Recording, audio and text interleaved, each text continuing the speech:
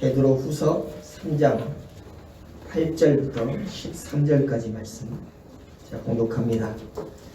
사랑하는 자들아, 주께는 하루가 천년 같고 천년이 하루 같은 이 한 가지를 잊지 말라. 주의 약속은 어떤 이에 더디다고 생각하는 것 같이 더딘 것이 아니라 오직 너희를 대하여 오래 참으사 아무도 멸망치 않고 다 회개하기에 이르기를 원하시느니라. 그러나 주의 날이 도적같이 오리니 그날에는 하늘이 큰 소리로 떠나가고 체질이 뜨거운 불에 풀어지고 땅과 그 중에 있는 모든 일이 드러나리로다. 이 모든 것이 이렇게 풀어지리니 너희가 어떠한 사람이 되어야 마땅하뇨? 거룩한 행실과 경건함으로 하나님의 날이 임하기를 바라보고 간절히 사모하라.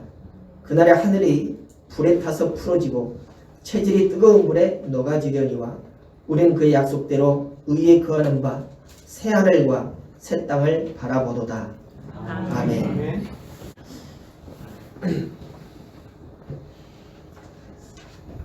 여러분 집에 우리 교회 달력이 하나씩 다 달려있죠? 몇 장 남았어요? 한 장? 우리 집은 2장 남았어요. 아직 안 넘겼습니다. 거기에 보면은 큰 글씨로 숫자가 쓰여져 있어요. 이것을 우리는 양력이다라고 이렇게 얘기를 합니다. 근데 또 그 아래 작은 글씨로 쓰여 있어요. 뭐라 그래요? 양력.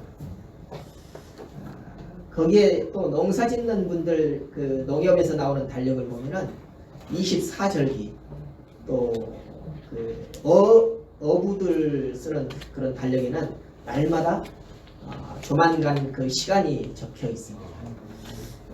여러 가지 그 사람이 살아가는 데 있어서 필요한 절기들이 있다는 거죠. 이거 시간도 우리가 정확하게 그 의미가 무엇인지는 또 그 법칙이 무엇인지는 모르지만 그 법칙에 따라서 시간이 가고 또 움직인다라는 것을 우리는 알게 됩니다.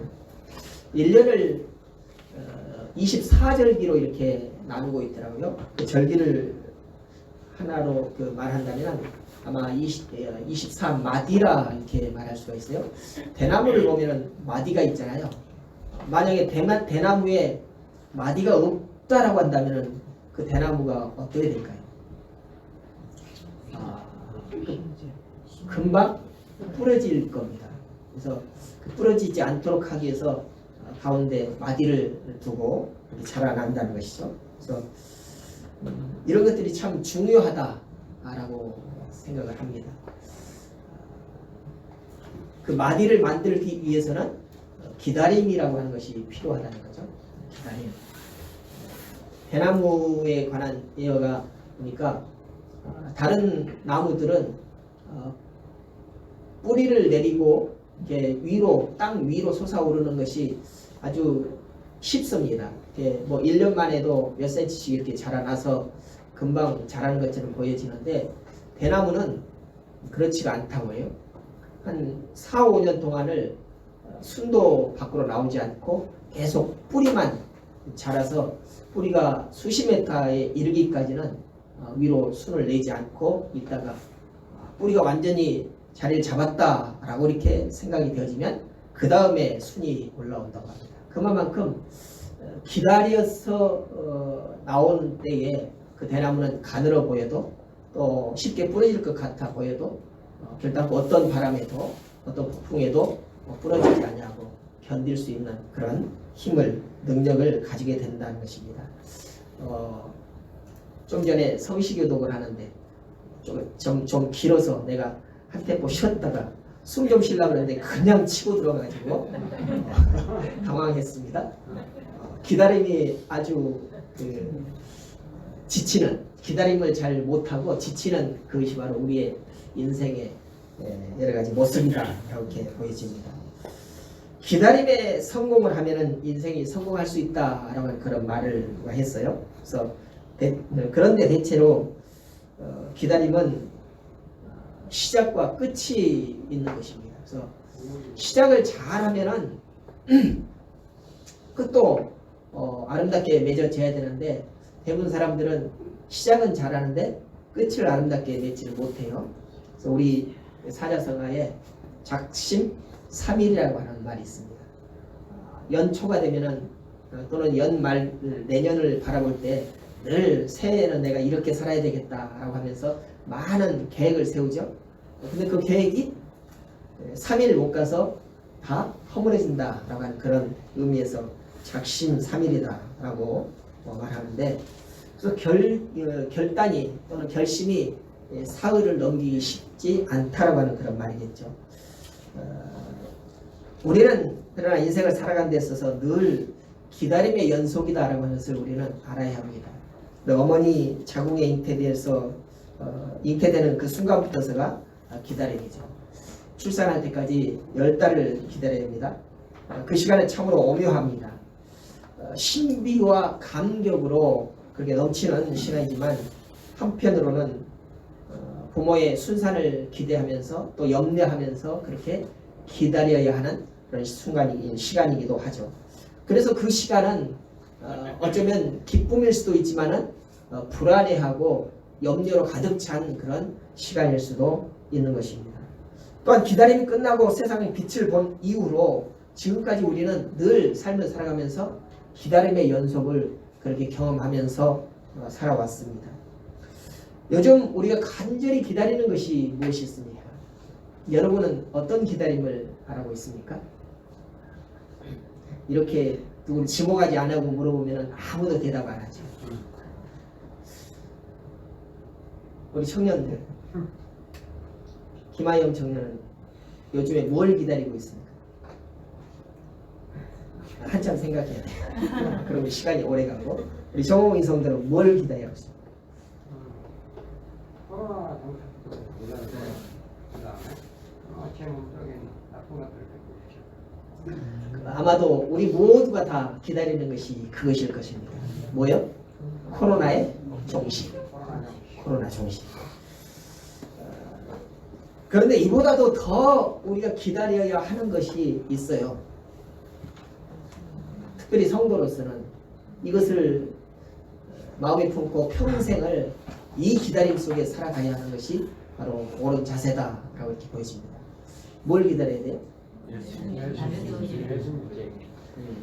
예수님의 다시 오시는 그때, 이 일이 완성될 때 우리는 완전한 회복을 누리고 완전한 구원의 감격을 누리게 될 것입니다. 성도 여러분, 기다림이란 시작도 중요하지만 완성이 무엇보다도 중요하다라고 하는 것을 우리는 알아야 합니다. 그래서 완성에 도달해야 하는 것이 우리 인생의 큰 목표인 것이죠. 그래서 우리가 어떻게 기다림의 완성을 이룰 때까지 달려갈 수 있을까? 그것에 대해서 은혜를 나누기를 원합니다. 첫째로 조급함을 내려놓고 기다려야 합니다. 우리에게는 시간이라고 하는 것이 주어졌어요. 이 시간은 누구에게나 동일하게 주어졌습니다. 많이 가진 사람이나 많이 가지 못한 사람이나, 또는 많이 배운 사람이나 많이 배우지 못한 사람이나, 또 힘이 있는 사람이나 힘이 없는 사람이나 누구에게나 동일한 시간을 그렇게 주어졌다는 것이죠. 그런데 어떤 사람들은 그 시간을 아주 급하게 쓰는 사람들이 있고, 어떤 사람들은 아주 여유롭게 사용을 하는 그런 사람들도 있습니다. 그런데 오늘 우리가 정말로 기다리는 주님께서 다시 오시는 그 기다림, 그때를 기다리는 이때에는 바로 시간을 여유롭게, 조급하지 않냐고 여유롭게 가지고 기다려야 한다는 것입니다. 그래서 우리에게 주어진 그 시간을 하나님께 맡겨드림이 필요하다라고 하시죠. 기다림에 있어서 가장 힘든 영역이다라고 이렇게 생각되어지는 것이 바로 시간과의 싸움이라는 것입니다. 기다림에 실패하는 가장 큰 이유가 바로 시간과의 싸움. 시간과의 싸움에서 지게 되면 이 기다림은 완성이 될 수가 없다는 것입니다. 그래서 대부분의 사람들이 시간에 집착하기 마련인 것입니다. 여러분, 우리가 아무리 몸부림치고 아무리 급하게 달려도 그 기다림의 완료가 될 때까지는 반드시 때가 있다 그래요. 때가. 뭐 따라해봅시다. 반드시 때가 있다. 반드시 때가 있다. 여러분에게 모두가 다 때가 있어요. 어떤 사진에 보니까 목욕탕 앞에 이런 팻말이 붙여 있어요. 우리 모두는 때가 있다. 그래서 그 때가 아니고 우리에게는 다른 때, 시간의 때가 있다는 것입니다. 예수님이 우리에게 반드시 오시마라고 이렇게 말씀하시고 약속하시고 가셨습니다. 그럼 우리가 아무리 조급해도 조급하다고 해서 예수님께서 그 사람에게만 먼저 오고 다른 사람에게 늦게 오시고 이러지 않는다는 거예요. 우리 모두에게는 때가 있다는 것입니다. 조급해야 한다고 해서 시간이 빨리 가지 않습니다. 시간은 제 나름대로 간다는 것이죠. 그래서 내 시계하고 다른 사람의 시계가 잘 안 맞다 해도 내 시계가 느리다고 해가지고 다른 사람보다 훨씬 내 시간이 늦게 가는 것은 아니라는 것이죠. 모두에게 다 제 나름대로 똑같은 시간이 그렇게 흘러간다는 것입니다. 그러니까 기다림을 완성하려고 하는 사람은 조급을 내려놓고 시간의 주인이신 하나님께 모든 것을 맡겨야 한다는 것입니다. 시간에 집착하기보다는 하나님께 시간을 맡기고 하나님께 관심을 가지시길 바랍니다. 그것이 바로 하나님께 집중하는 것입니다. 오늘 본문 8절 9절을 보니까 사랑하는 자들아 주께는 하루가 천년 같고 천년이 하루 같은 이 한 가지를 잊지 말라. 주의 약속은 어떤 이에 더디다고 생각하는 것 같이 더딘 것이 아니라 오직 너희를 대하여 오래 참으사. 오래 참으사. 왜 오래 참으셨다 그래요? 아무도 멸망치 아니하고 다 회개하기를 이르기를 원하시느니라. 하나님께서는 하나님의 택하신 바 된 그 백성들이 모두 다 하나님께로 다시 돌아오기를 기다리고 계신다는 것입니다. 그러니까 그 수가 다 차기까지는 하나님께서 기다려 주신다는 것이죠. 그 수가 차면은 아무리 어떤 사람이 발부둥을 쳐도 예수님께서는 오시고 만다는 것입니다. 사도 베드로는 예수 그리스도의 다시 오심을 기다리는 그리스도를 향해서 거짓 교사 또는 이단들의 유혹과 조급한 그런 조롱에 대해서 절대 흔들지 말거나 유혹되지 말라고 말씀하고 있어요. 그래서 지금도 어떤 사람들은 아마 몇 년 후에는 예수님께서 오신다. 아니 벌써 와 계시다 라고 이렇게 말하는 이단들이 얼마나 많은지 모릅니다. 그런 것에 유혹되거나 넘어가지 말라는 것입니다. 그리고 그 사람들의 말에 현혹되어서 조급한 마음을 가지지 말라고 말씀하고 있습니다. 하나님의 뜻은 할 수만 있으면 한 생명이라도 더 구원하기를 원하신다. 그래서 우리가 가져야 할 그 관심은 언제 오시려고 하는 그 조금 빨리 오셨으면 좋겠다는 그런 마음이 있지만 그것에 집착하기보다는 그 시간에 집착하기보다는 내 주변에 정말로 내가 사랑하는 내가 관심을 갖고 있는 사람이 정말 하나님께서 택하신 백성이 아닌가? 그런데 아직도 하나님을 찾지 못하고 헤매고 있지 않는가? 이것에 대해서 우리는 관심을 가져야 할 것입니다. 그래서 우리는 하나님의 시간에 그분의 뜻이 담겨 있다라는 것을 우리는 알아야 할 것입니다. 그래서 시간에 집착하지 말고 시간의 주인이신 하나님께 우리의 생각들을 또 우리가 행동해야 될 모든 것들을 다 맡겨드림이 필요하다는 것입니다. 여러분 마음이 조급하면 하루도 천년 같습니다. 조급한 마음을 가지면 얼마나 그 시간이 더디 가는지 몰라요. 제대한 지 얼마 안 된 우리 현재 그 청년들 보면 군대 가서 저녁을 앞둔 그 한 달, 그 달이 얼마나 길게 느껴지는 거예요? 몰라요? 그래서 어떤 사람들은 입대를 하자마자 제대할 날짜를 꼽으면서 이렇게 갑니다. 하루 가면 이렇게 가입표를 치고 그런데 몇 달 남겨놓으면 그것도 잘 안 지워져 가지고 이 식사한 이제 하루에 3번씩 이렇게 지워나가요. 아침 먹었다, 점심 먹었다, 저녁 먹었다. 얼마나 그 시간이 긴지 모릅니다. 왜 그래요? 조급한 마음을 갖기 때문에. 조급하지 않냐고 느긋하게 기다리면은 그 시간이 똑같이 흘러가는데 마음에 조급함을 가지면은 그렇게 시간이 더디 간다는 것입니다.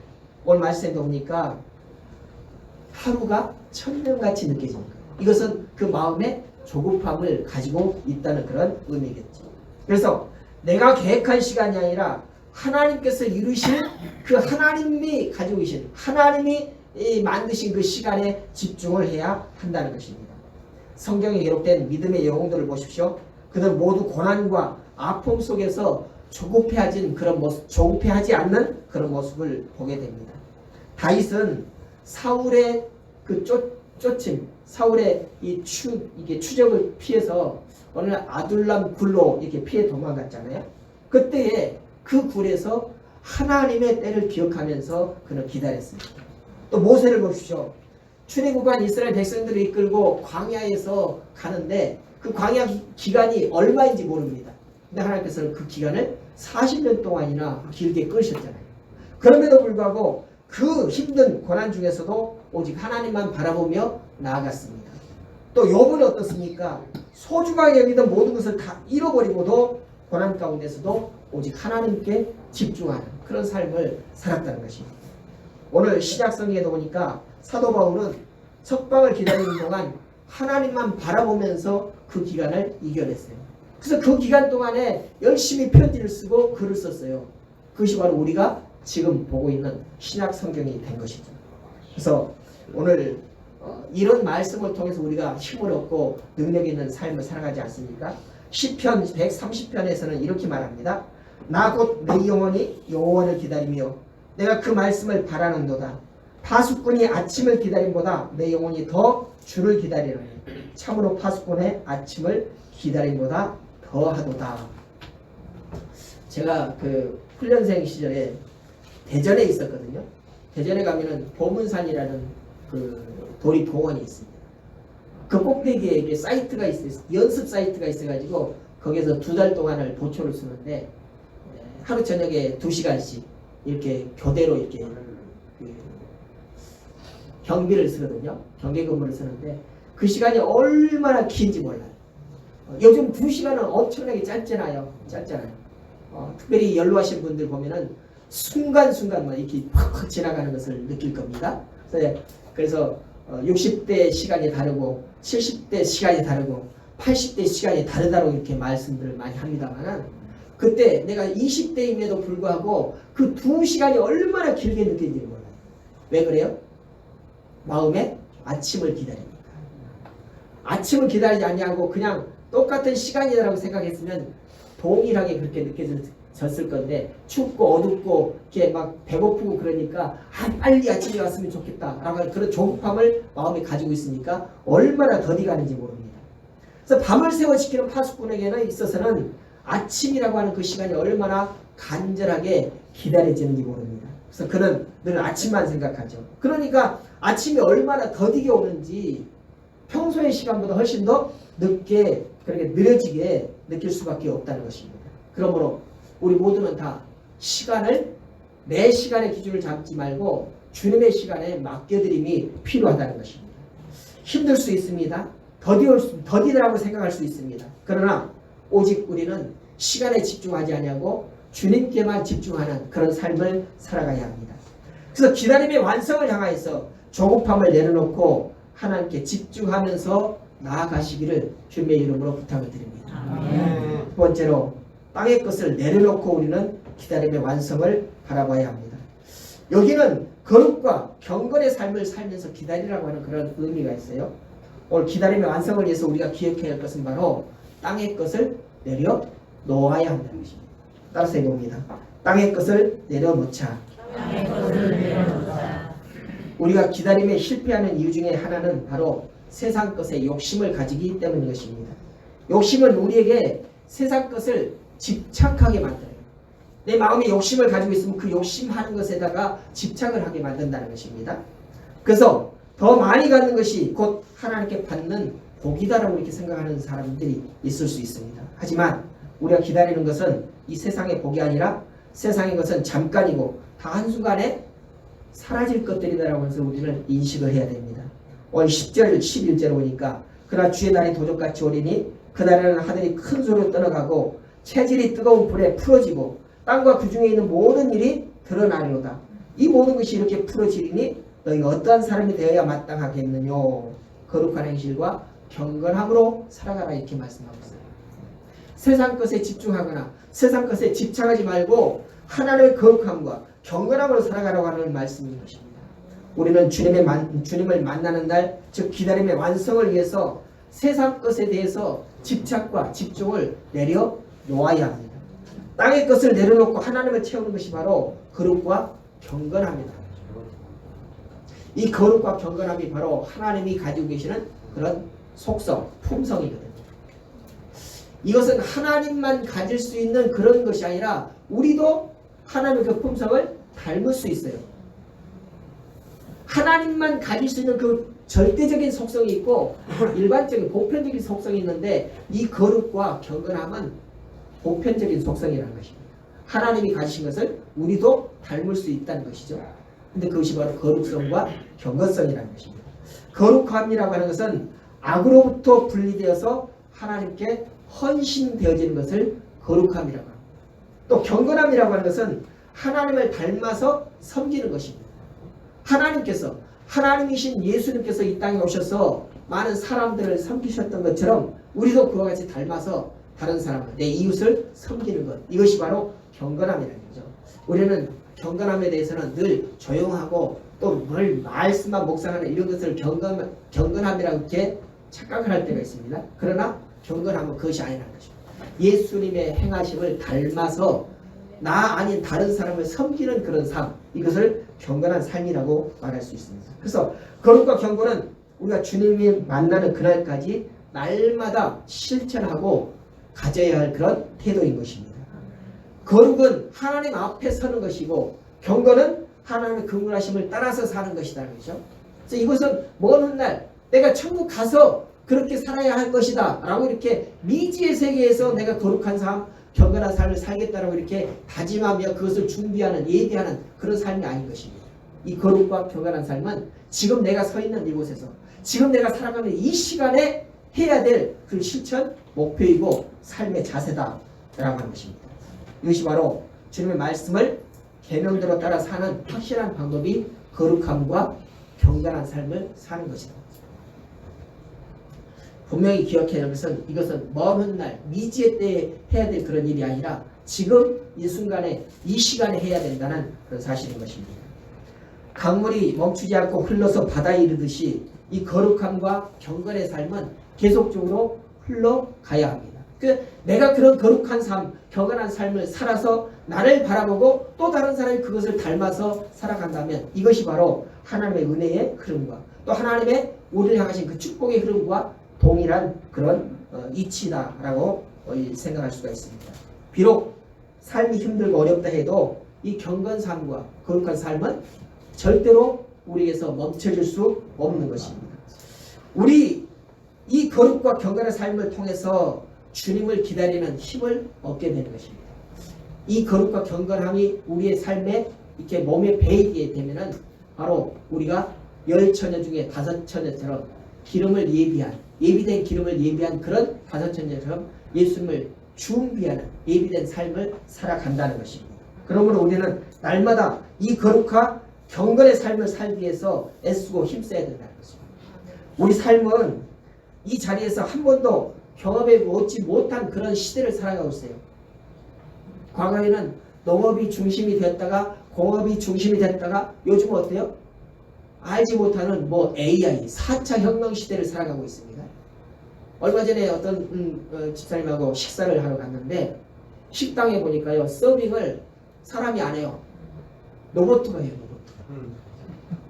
로봇가 반찬 밥 이런 거 다 가져다 날라줘. 맞습니다. 그러면 서빙하는 사람들 거기에서 이렇게 상으로 옮겨주는 일만 해요. 얼마나 발달된 시대를 살아가는지 몰라요. 이렇게 이것은 아마도 며칠 지나면 또 구식이 될지도 몰라요. 또 다른 방법으로 우리를 서빙해주는 그런 존재가 나타날지도 모른다는 것입니다. 이렇게 순간순간 바뀌지는 이 시대에 그럼에도 불구하고 우리 성도들이 살아야 할 그런 자세는 바로 거룩함과 경건한 삶을 살아야 한다는 것입니다. 우리는 알지도 보지도 들어보지도 못한 그런 질병 때문에 얼마나 고난의 시대를 살아가고 있는지 모릅니다.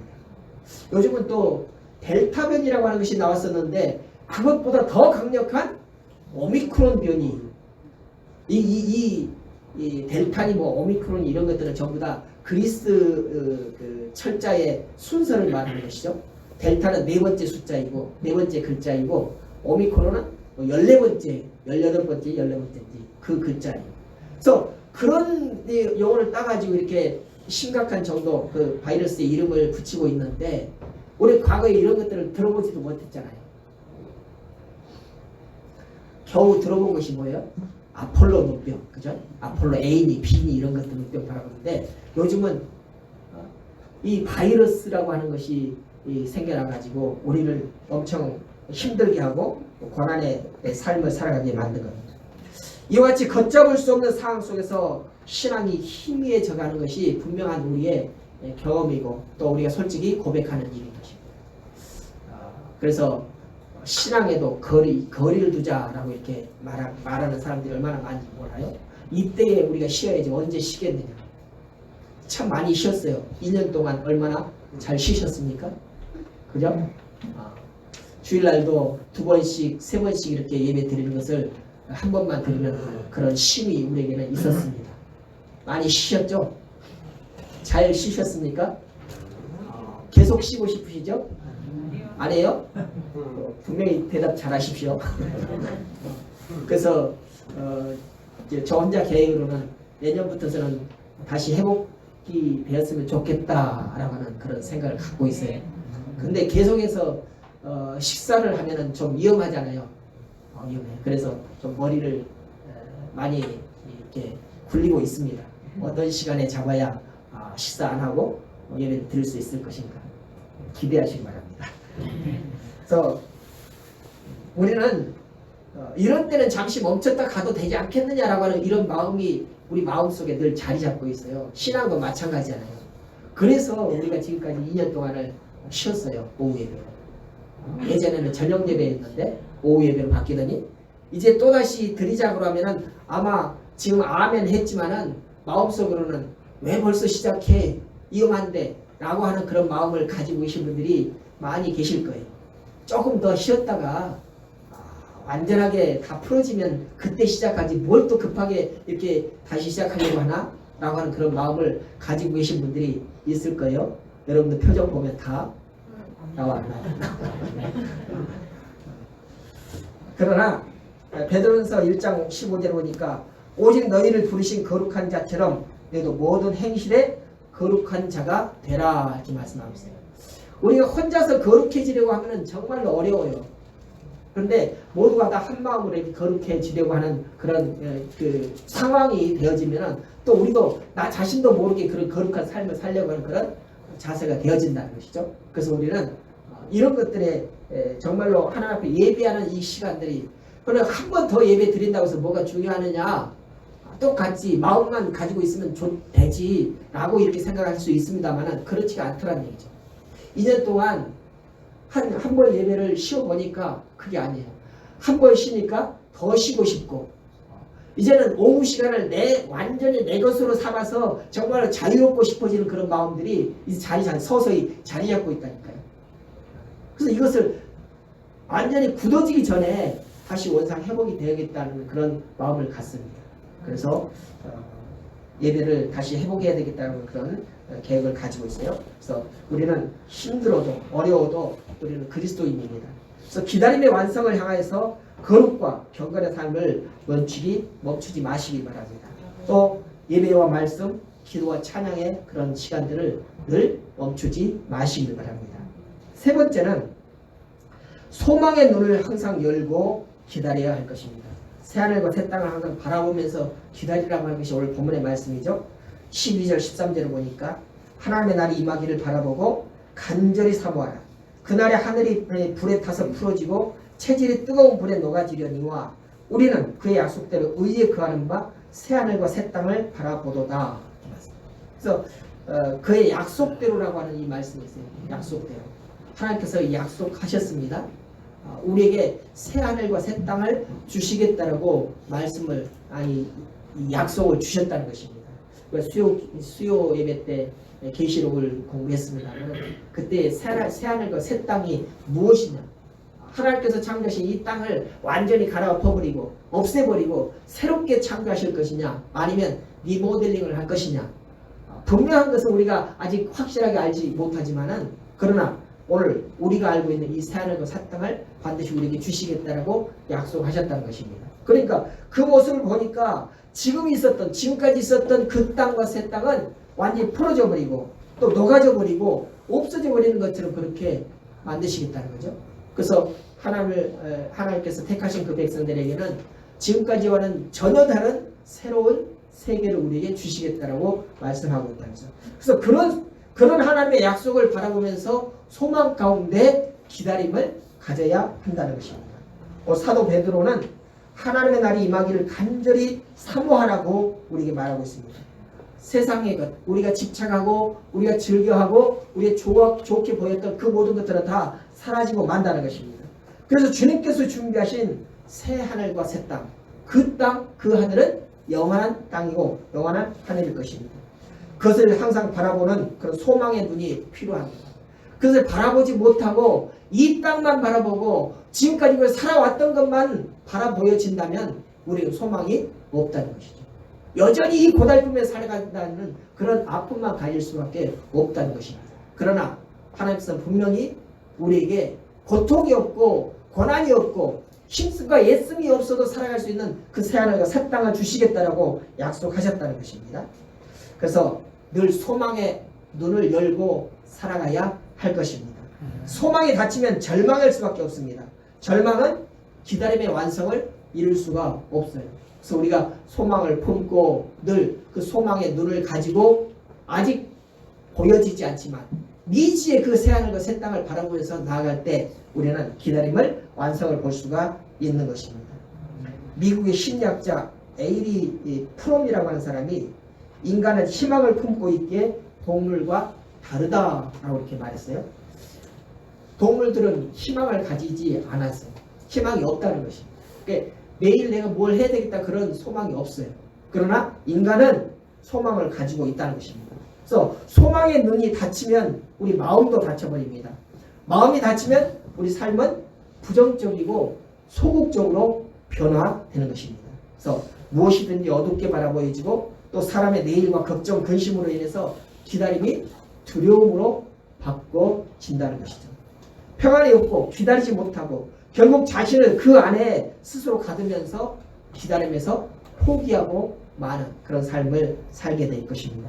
그러나 주님을 만나기 위해서는 기다림의 완성을 위해서는 우리는 항상 소망의 눈을 열고 살아가야 합니다. 그리고 언제나 소망의 삶을 살아야 합니다. 어떤 자리에서도 어떤 상황에서도 주님께서 다시 오시마 하신 그 약속 그리고 새하늘과 새 땅을 우리에게 주시겠다는 그 약속을 가지고 살아갈 때 우리는 결단코 포기할 수가 없는 것입니다. 지금 우리가 비록 기막힌 웅덩이 같은 어두운 터널과 같은 그런 시대를 살아간다 할지라도 그러나 세상 노래에도 이런 노래가 있어요. 산호라면 언젠가는 밝은 빛이 있을 것이다. 그런데 세상 사람들도 그렇게 미래를 바라보면서 소망이 있다고 얘기하는데 하나님의 택함을 받은 구원받은 우리가 그런 소망이 없이 살아간다면 이거 말도 안 돼요.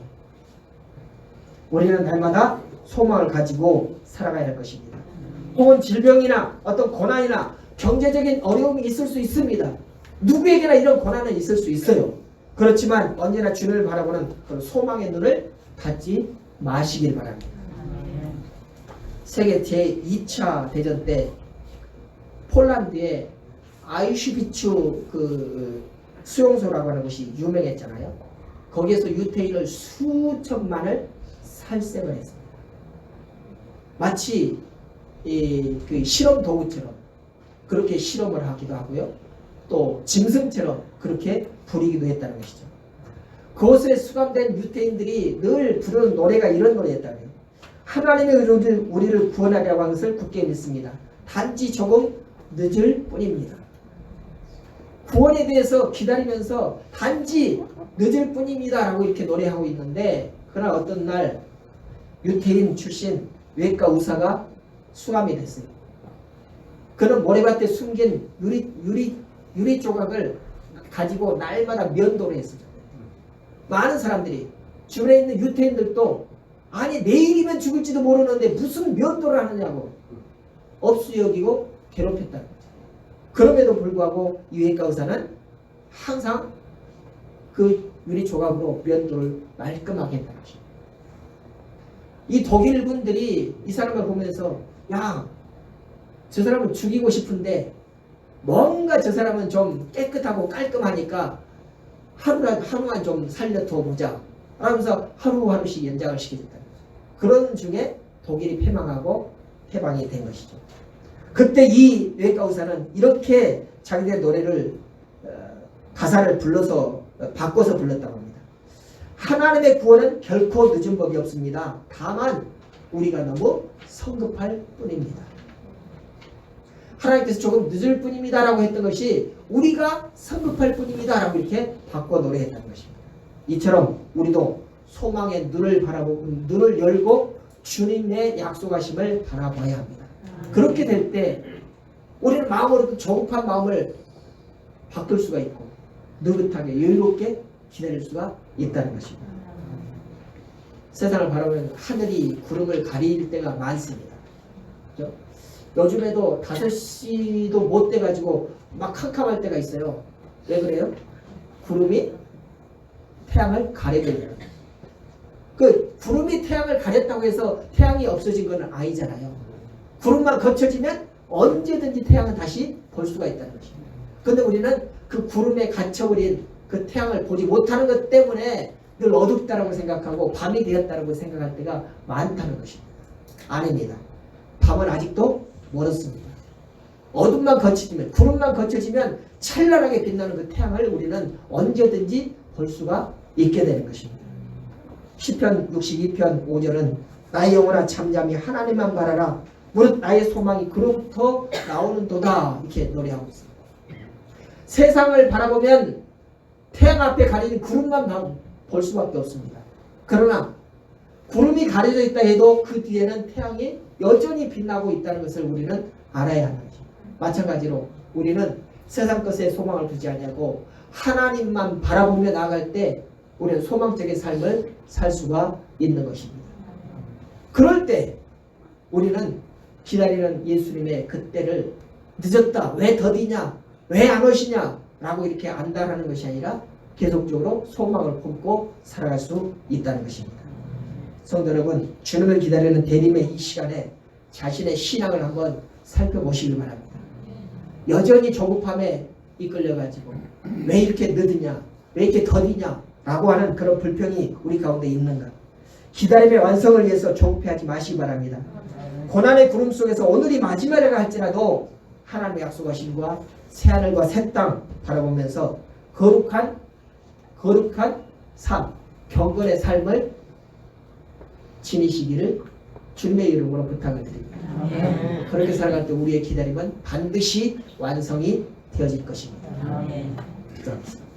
감사하신 아버지 하나님, 오늘도 여전히 우리를 사랑하시고 눈동자와 같이 지키시며 바라보시는 주님을 기억합니다.